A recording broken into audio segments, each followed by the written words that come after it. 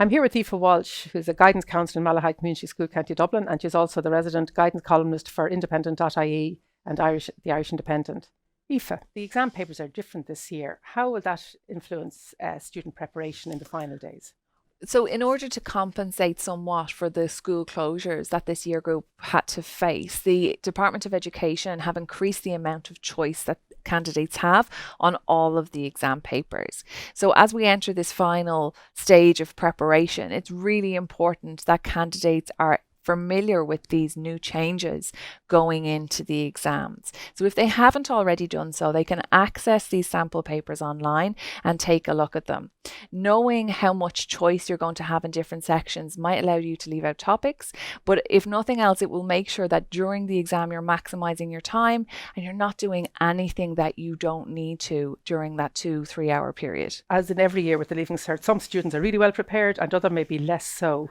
Would you have advice for those two groups of students as to how they should best approach the revision at this point? Make sure you're focusing on exam technique. Make sure you're focusing on the nitty-gritty details that you might need to memorize, or that definition that you just can't quite catch that you might need to try and memorize and work on. You're going over your flashcards. You're being familiar with the plan for your essays if different topics come up and you're learning your quotes, all of those different things.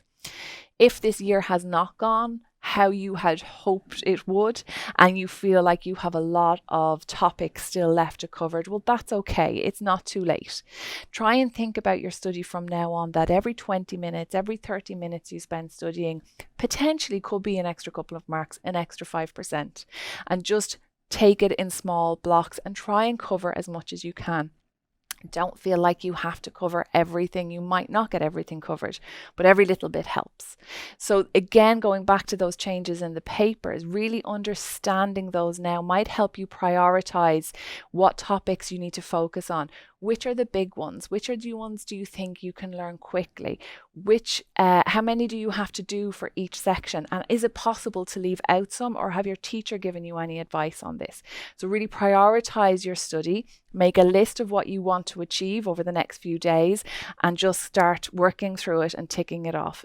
Aoife, we know the Leaving Cert students have had a very tough couple of years and they're now approaching the written exams, and you're giving them advice there on, how they can best do the revision, but they need to relax as well in these final few days. That's really important too, isn't it? Yeah, it's really important to mind your well-being. I think if this year has taught us anything, it's taught us that, and how important minding all aspects of our health is.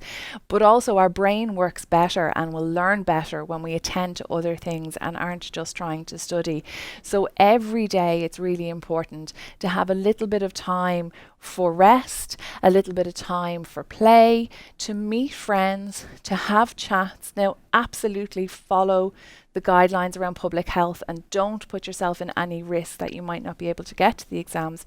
But do meet up with your friend and make sure you're having a chat and a giggle and a bit of relief from the study, and then studying in a nice routined way every day as much as possible, but making sure you're not staying up too late, making sure you're getting enough rest, making sure you're getting enough fresh air, getting exercise, eating healthily. All those things help your brain learn better. It can be really frustrating for parents because they want to help so much and there's not a lot they can do, but they can help with providing food and reminding people to get up and come for the walk, and say, come out with me and go for the walk, to have the snacks readily available, to have healthy snacks in the house, to prepare meals, all of those things, and to not buy into the stress. If the young person is getting stressed and they're starting to worry, that's completely natural. This is a huge event in their life, and while we'll all have been through it and we know it's not the be all and end all, that's how it feels.